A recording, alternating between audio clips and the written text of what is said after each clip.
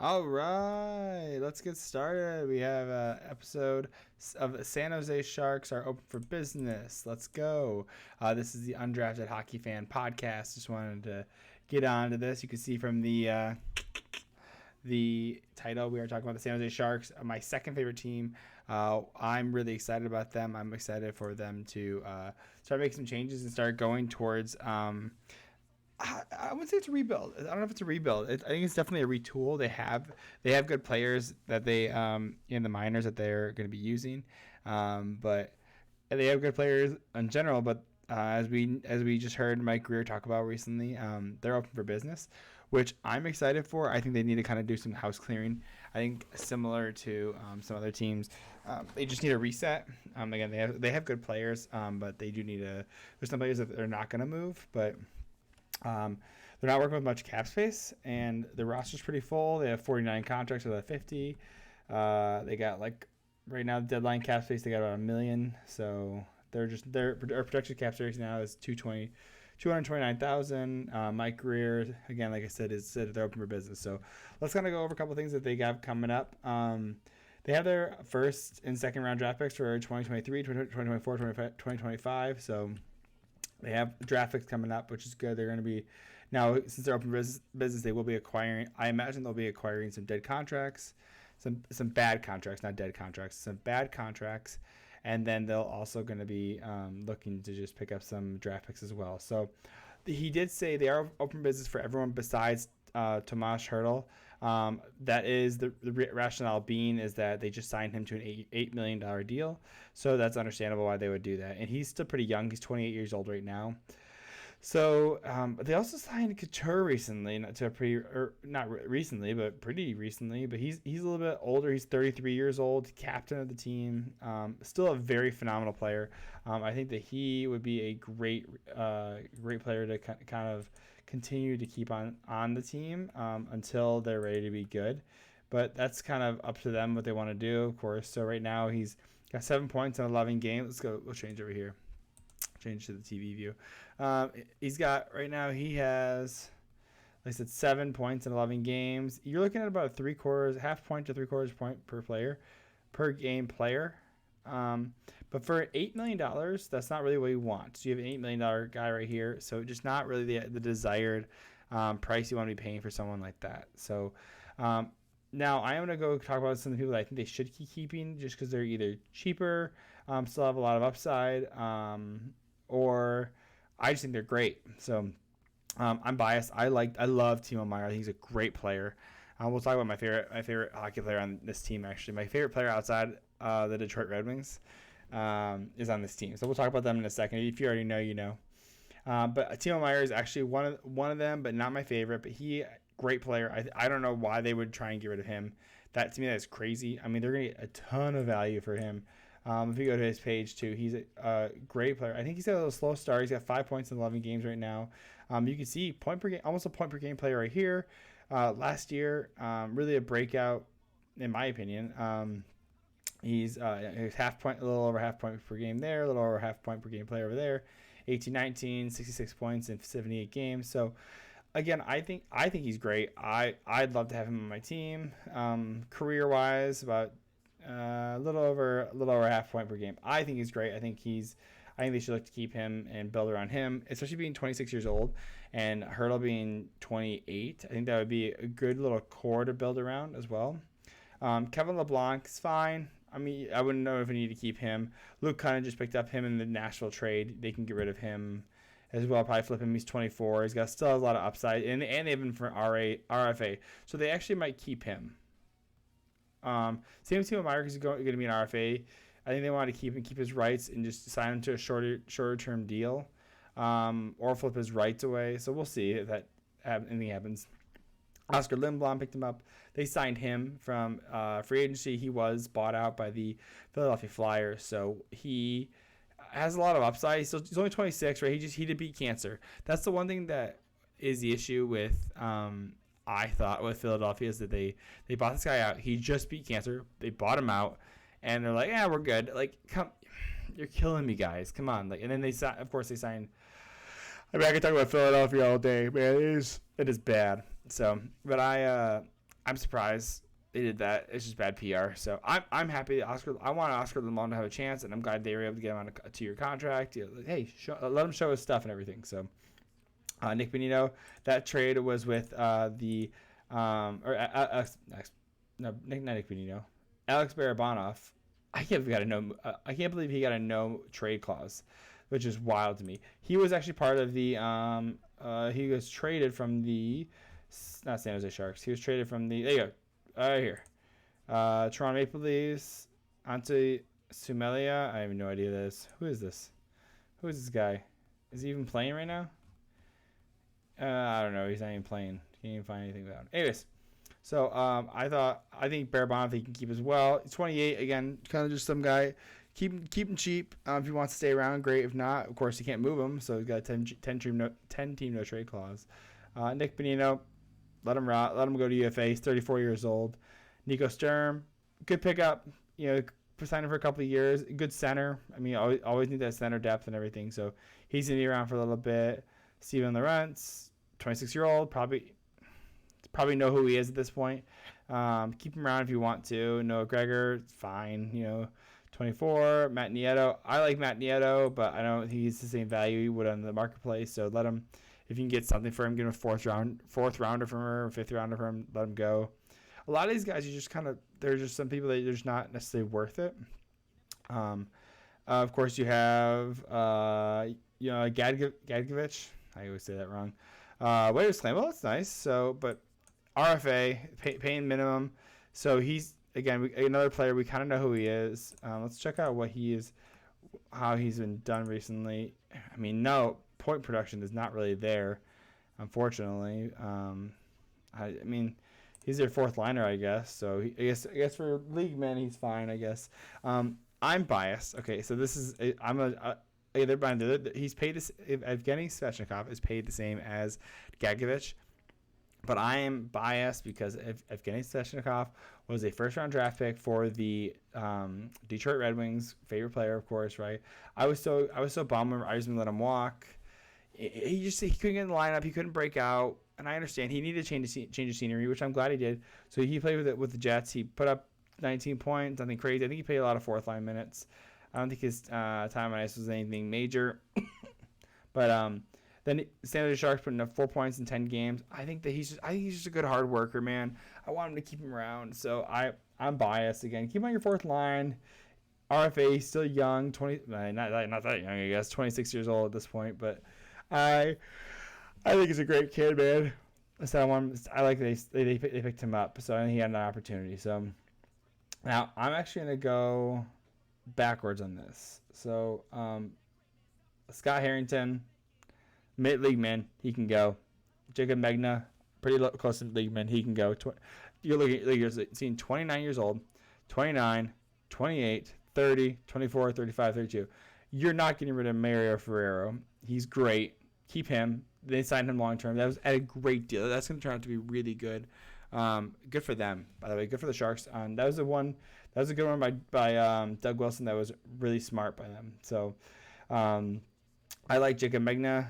I think he's good. I think for 29 for almost league men, I think keep him. Matthew Benning, they picked him up in free agency recently. Again, fine. Let's look at his stats right now because I don't know much about him. They picked up a lot of guys that I was surprised with.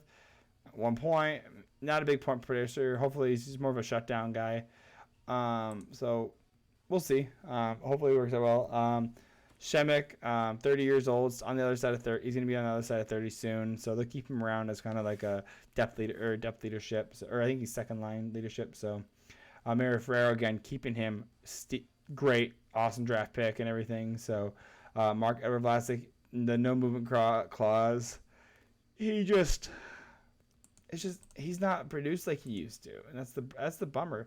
And this is one of the issues with some of these older guys, and I wouldn't say older guys, just some of these long-term contracts, is that some of these end up being a steal and some of them don't. Is kind of what we're seeing with Tage Thompson. He just did that 7x7. Buffalo, you want things like that to you want those type of players to work out long term with those long term contracts, and that's why you do it. It's the risk. It's the risk of doing it. But unfortunately, this is not one that's really working out. $7 million is a lot of money for a player like him. Really not putting up crazy points. You see last year, 14 in 75 games, 6 and 51, 15 and 70. Like, I mean, I think his best was here, 39 and 67. So, again, not a $7 million player. I mean, I want at least to have a point per game defenseman as for that. So, again, no movement clause. He's got to submit a three-team trade list, so he really gets to choose where he wants to go. He can pick 2 BS teams that aren't going to pick him up, and then the one place he wants to go. So he's got a lot of choice on where he wants to go. So we're going to move on to my favorite player outside of the Red Wings is Erik Karlsson. Great mustache, great flow, great hair. Norris player. Now, when they picked him up, I was so excited that they picked him up. I didn't know they were. I wasn't sure how they were going to get him, but they picked him up, and I was so excited. And now they're like, "Oh my God, they picked him up!" And they traded what? They traded so much for him. Actually, let's look at the trade because it is a wild how much they traded. And I was pretty bummed about that, how much they gave up for him. Understandably, because like they needed to. So they picked up Erik Karlsson. As well as, so they traded out Tyranny, Rudolph Balcers, Josh Norris signing rights, a first-round draft pick and 2 second-round draft picks, and a conditional first. Dude, it was just it just ended up being a lot for Erik Karlsson, and great player, but the problem is looking at Ottawa now, they have a ton of young pieces that are working out. I mean, just getting Josh Norris and Tim Stützle right there, you're good. I mean, that's awesome. That's amazing. So, my bad. Sorry. I'm happy for Ottawa being able to pick up all that stuff, but it just was frustrating it was frustrating that they traded all that away just for the rights to sign him, right? And then they pick him up, and then they sign him to an $11.5 million deal for 8 years. And that's the thing is you can't trade away all these pieces and then take away all this cap, right? Like if they got him for 9, there'd be a different conversation. Erik Karlsson has talked about one of the worst contracts in the league right now because of how high it is. So if you want a player to show that they have a value long term, they need to not be paid so much. I mean, it's $11.5 million. Look, it just keeps going. If you look over here, so it goes all the way over up until 27, 28, 20, or 20, 26, 27. So 5 more years until he goes to UFA status, and at that point he'll be 37. So I mean, practically about to retire. So I think he's going to start to bounce back. I think right now let's actually go to his profile. I think he actually is leading defenseman right now in the league with points. Point per game player. This. I'm sorry, I hit the microphone. I hit the table. This is the type of player this is exactly what we wanted. This is the Erik Karlsson that we wanted. If you want to pay $11.5 million for a player, they better be playing point per game. And this is the type of player that we want to see out of Erik Karlsson, killing it, leading the Sharks, leading the league with points per game. I am so excited. I can't. And by the way, not just on assists. With the defenseman, you end up seeing it's like 3. So if he had 11 points right now, it'd be like 1, 2, 3 goals. 8, 9, 10 assists. Right? He's got more goals than assists. He's got 6 goals, 5 assists. Look at this. 6 goals, 5 assists. That's the type of player you want him to lead by example. He had that great OT winner the other day. I mean, I'm so excited for him. I'm excited for the Erik Karlsson revival tour. I don't think anyone's going to pick up his contract. I think he's staying with San Jose unless San Jose decides to retain for the next 5 years, right? But I highly doubt that. Big candidate that we think is going to I really believe. I don't think he's going to get traded, unfortunately, because of this modified no trade clause. So it includes a 5-team no trade list. Oh, that's it? Only 5 teams? So probably all Canadian teams. I know that Steve Dangle keeps talking about the Toronto he wants him back. So, but I really like James Reimer. He's been staying in his head recently. So if we look at his stats as well, it's a great player. Let's look. He's got a .914, so he's pretty average. 2.77, not terrible. Well, by the way, for the team that he's playing on, that's pretty good. To be average on a bad team is good. It means you're living up to what you need to. So if you look at Capo Caco, he's around a little bit longer. He is not doing that great. Mind you, of course, with him being Caco is essentially the backup at this point. 3.33 goals above average, goals against average. Sorry, and a save percentage of .875. I mean, overall in his career, look, he's not been terrible. A .913 in 1920. Not great in 2020, 2021. .902. And 21, 22, .91. So not bad. Then he came with Sharks and improved a little bit. But again, hopefully we see Caco really jump back and get. I mean, he's going to be here till he's got another 2 more years until he's gone. So hopefully they can keep him. I know he came back in the Middleton trade. Yeah, when they traded Middleton last year. So they get an injured reserve. Of course, they're keeping out Brent Burns. They traded him away for just more of a cap dump. And then they bought out Rudolph Balcers and Martin Jones. They got they have him on the books till 26-27. So I mean, honestly, if you look at their cap, what they have not a ton to work with, not at all. I think they need to really start to work on getting some of these contracts off the books and start getting draft picks from them. If there's valued players, use them. Use the players. Like get what you can for them, because it's important that you get what you can out of those players while they're UFAs and while your team's not great. So one of the things I was really frustrated with the Minnesota Wild for such a long time is that they were so middle tier. They never got the good draft pick because they were always getting between they didn't make the playoffs. So you're getting between 16 to 22 draft picks, overall draft picks, who are not your game breaking players, which is why I was so excited when they got the 5th round for Kaprizov. Crazy that they were able to get him at he broke out so well, and he's still playing really well. He's playing so well right now, Kaprizov, and that's what you need. You need your draft picks to hit. So if you look at, again, like we talked about, they got their first and second rounds for the next 3 years. Don't have a 3rd round this year, but they have Carolinas. So they picked up a couple of 5th round. Here's a couple of 5th rounds for the next 2 years. There's Vegas for, I think there was the Aiden Hill trade. It was a 4th round one. And of course, the 7th round for the Vancouver Canucks. I don't even know where that's from, but so let's go down to some of their non-roster players being ones that are coming up in the system. So you have Thomas Bordelot. He saw a couple games this year, sent him back to juniors. Same with William Eklund, a game breaker. I'm so excited for William Eklund. He's going to be awesome. He has a slide available, so that's always good.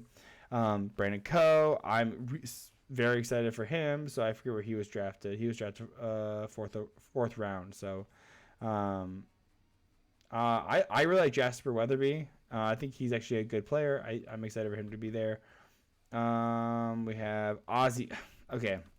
One thing I really like Ozzy is I'm biased because I went to school to be a teacher initially. I'm no longer a teacher, but I did really enjoy. I always wanted to learn American Sign Language, and so his mom or someone in his family is deaf, and so he got drafted in the 2020 season where everything was over Zoom, so it was over a camera like this, right?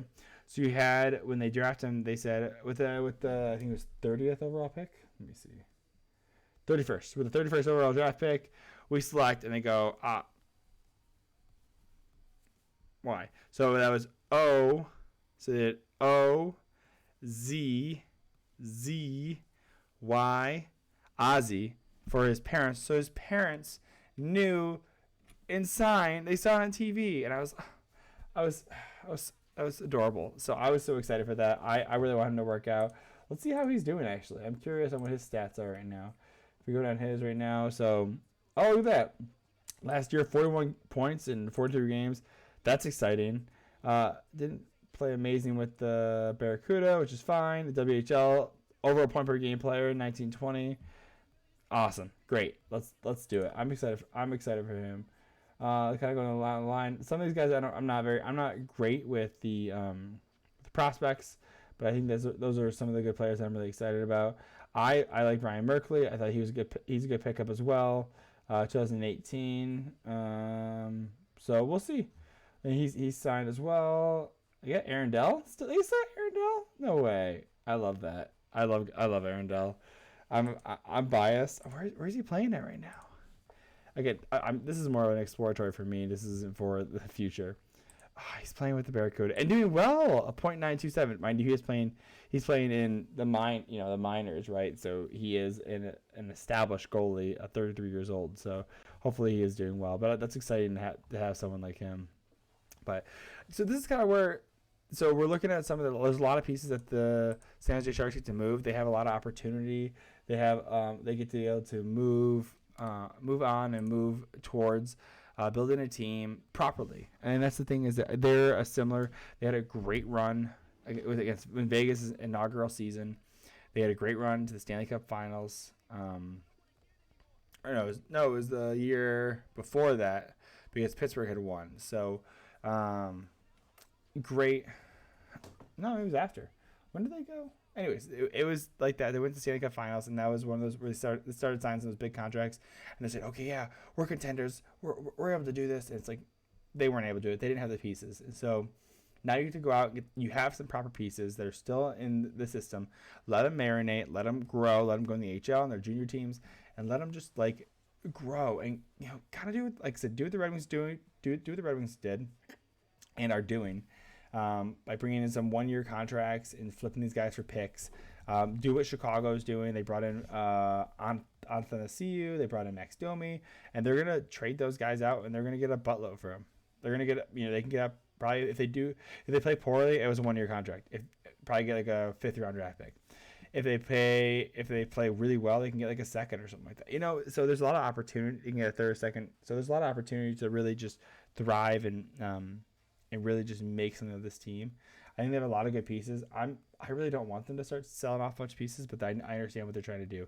And if you want to do it, you want to be able to do it properly. That's the goal, is you want to be able to rebuild properly so that your team can thrive long term. And so we're seeing that with Anaheim. I don't know why Anaheim brought in Vetrano. I know, but we all know why they brought in Klingberg for 1 year. They want to see if he's worth it, if you want to sign him long term. And if not, they can just trade him. They can flip him. So they say, hey, here's John Klingberg. We'll retain half. Give us the first rounder. Give us a second rounder. Give us something. And so be able to utilize those people that want to continue playing, that are worth it, and be able to use them to build your team better, right? So short term, you're able to use them and help them excel their career, like John Klingberg. And then, hey, you did a great job. Go to a contender, get your bag. And then, we'll take the draft pick for it, and it was a win-win situation in that sense. So, anyways, I love the Sharks. I'm really excited. So, again, the episode is San Jose Sharks are open for business. Well, again, welcome to the Undrafted Hockey Fan Podcast. I'm Brad, and check out my socials, and let me know what your thoughts are. Hit like and subscribe, and let me know.